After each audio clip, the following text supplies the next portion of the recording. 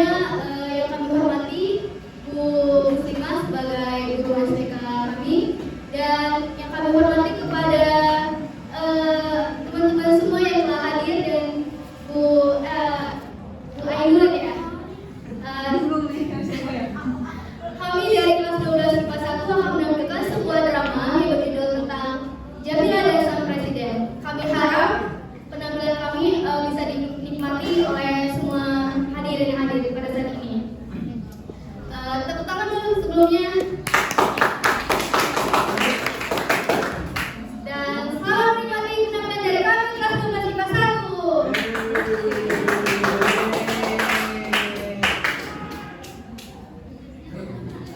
Sinopsis cerita Jamila dan Sang Presiden. Dimulai ketika Jamila, 26 tahun, seorang pelacur, menyerahkan diri kepada kepolisian. Ia mengaku telah membunuh seorang pejabat negara yang menjadi langganannya. Karena perbuatannya itu, ia kemudian dijatuhi hukuman mati. Sebelum dieksekusi, permintaan terakhir Jamila bukan bertemu dengan ibu atau ayahnya.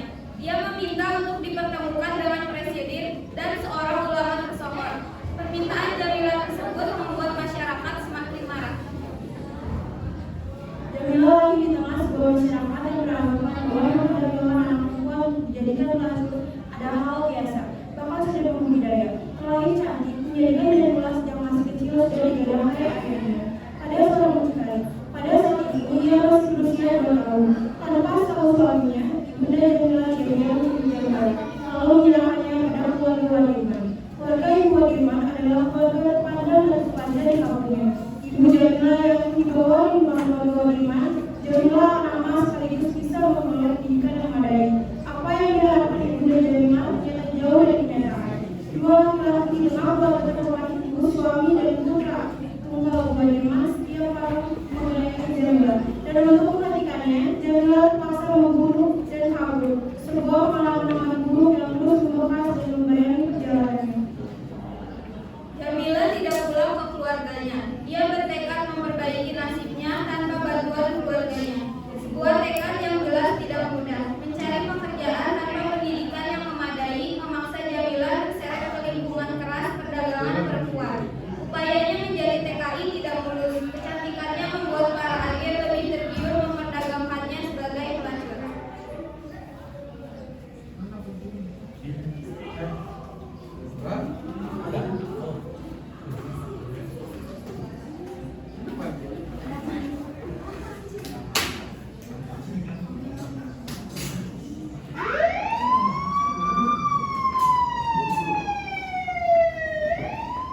Nurdin Hidayat, salah seorang menteri kabinet, pagi tadi ditemukan meninggal dunia di sebuah kamar hotel berbintang 5. Tubuhnya dilumuri oleh darah dengan beberapa luka tusukan di bagian dada dan perut.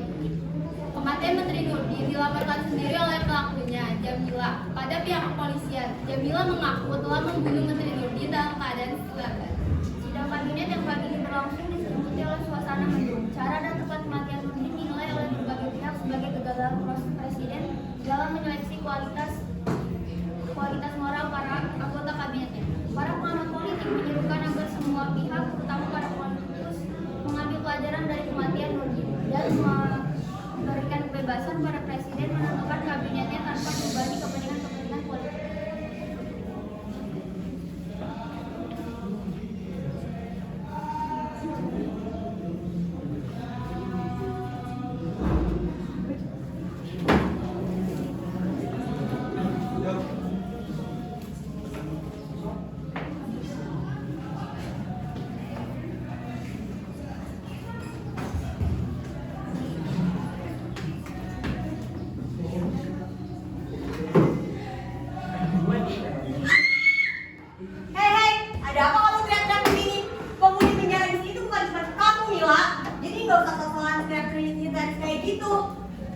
Kamu membunuh pejabat tinggi aja mampu, masa menghadapi mimpi buruk seperti orang kesurupan?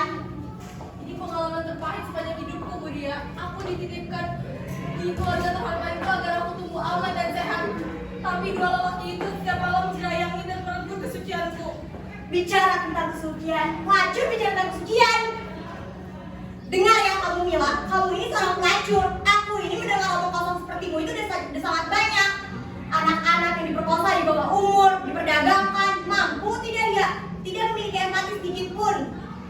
Aku membunuh mereka dengan tanganku sendiri, Bu Ria. Aku membunuhnya secara bersamaan. Oh, dan kamu bangga? Apa yang kamu banggakan, Ria? Menjadi sorotan di mana-mana, menjadi pemberitaan di mana-mana. Hei, dengar ya, kamu itu pelacur. Suara polisi penjara masuk.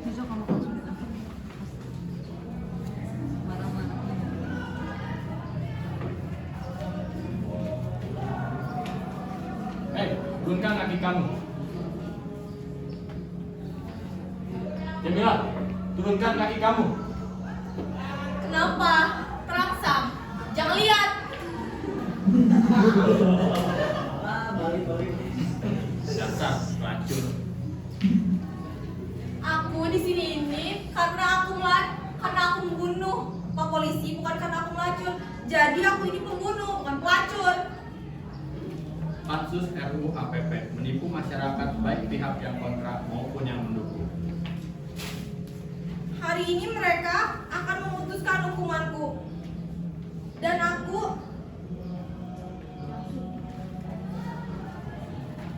Dan koran-koran di luar sana akan bersemangat membicarakannya. Baca. Forum Pembela Iman Bangsa atau FPI besok akan mengerahkan ribuan masanya ke depan kantor pengadilan, memastikan sidang pengadilan menjatuhi Jamila hukuman mati. Forum Pembela Iman Bangsa dirilis munafik itu. Kalau saja mereka mengerti apa arti moral, mereka akan tahu moral apa yang membuat aku menjadi seperti ini.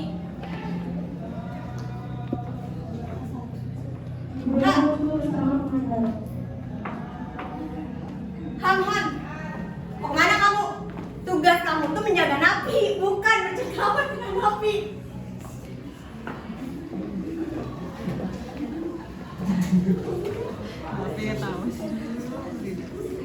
Jamila, tuh aku bawain kamu pengacara. Aku sendiri sih tidak yakin sama yang namanya pengacara, tapi saya tahu dia lebih baik. Aku tidak membutuhkan pembelaan. Dia ini pemalis, dia menawarkan diri untuk menjadi pengacara. Kalau menawarkan diri berarti gratis ya, Bu?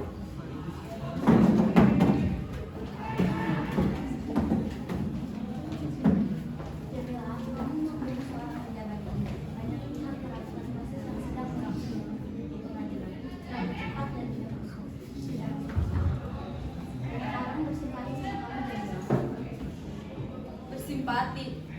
Aku baru saja membaca bagaimana orang-orang di luar sana merindukan kematianku.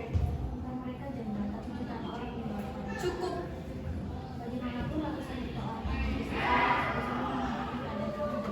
Cukup, Bu.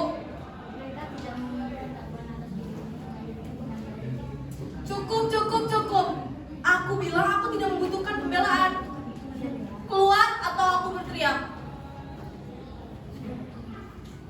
Sudahlah, Bu, dia sudah siap menjadi martir.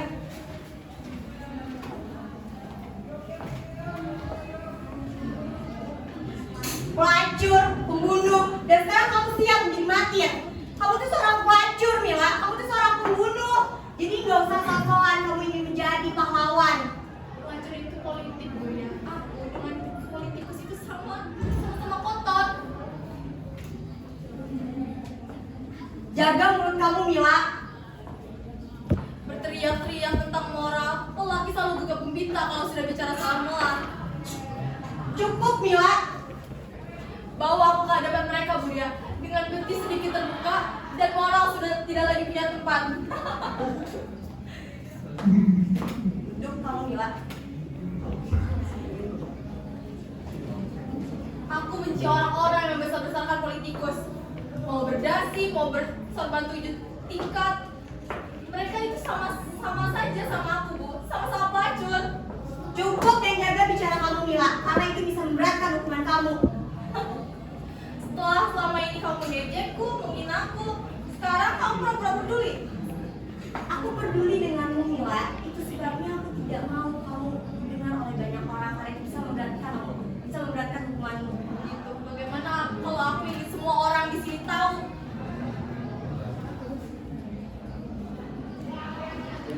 Petugas,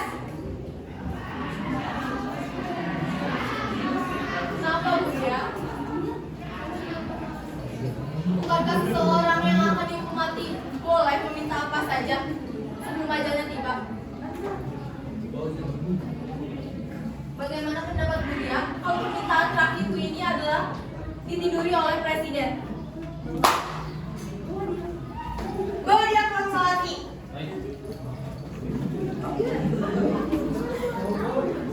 Aku lebih suka meminta presiden meniduriku daripada meminta pengampunan. Karena pengampunan itu hanya akan memperpanjang kesialanku, Budia. Tidak ada satu anak pun di muka bumi ini yang ingin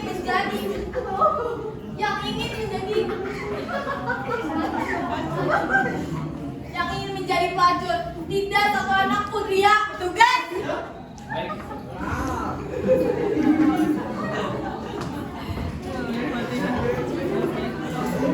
Di ruang isolasi, Jamila lebih banyak bertemu. Menyesali keadaannya yang penuh dengan dosa dan kenistaan. Mengenang masa lalu yang mengharuskannya terus bertahan hidup walaupun dengan cara yang sudah ia ikuti.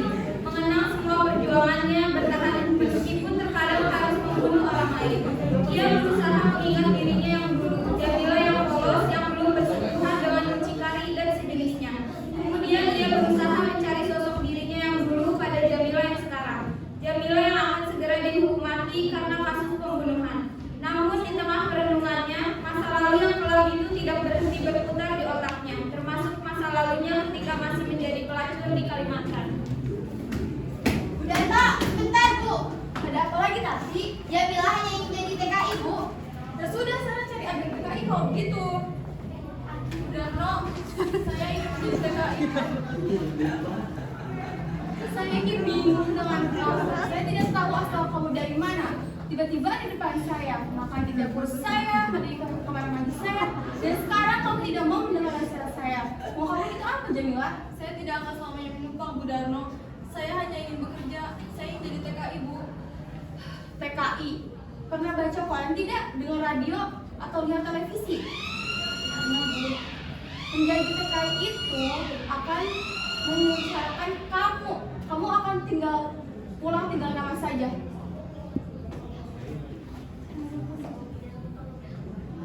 Jamila hanya ingin dikenali sama si Mami, Bu. Cukup, Tati. Sejak kapan kamu menjadi makhluk seperti ini? Menandingi saya, Hah? Saya ingin punya uang dan saya tidak punya ijazah. Justru itu, kamu tidak punya ijazah. Kamu akan menjadi babu di sana.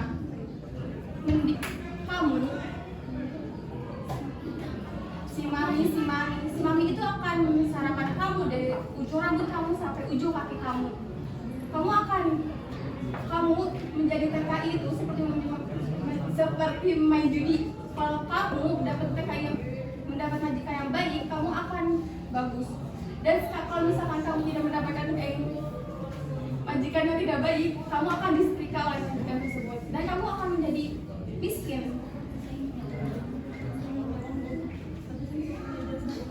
Saya ingin punya uang banyak, Bu. Dan saya tidak punya ijazah.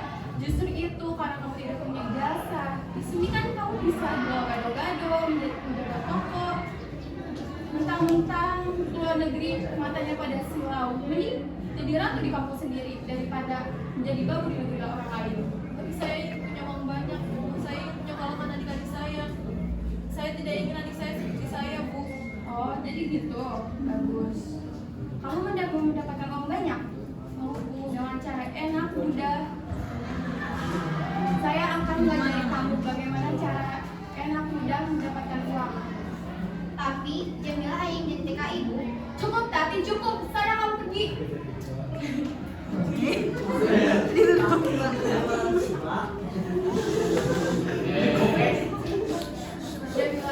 kamu belajar kan?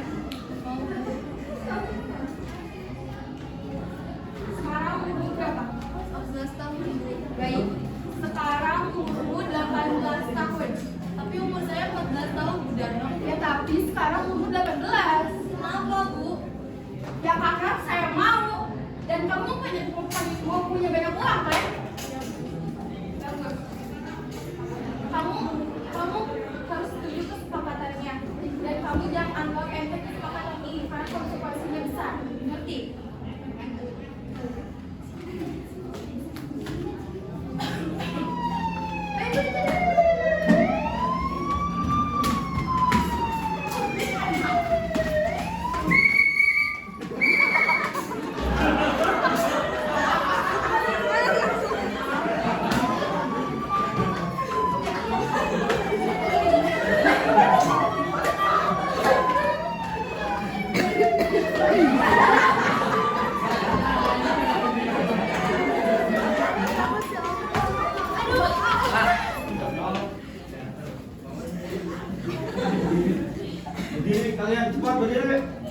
Berdiri.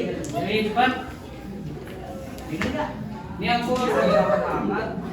Saya minat ya. Kenapa mau coba?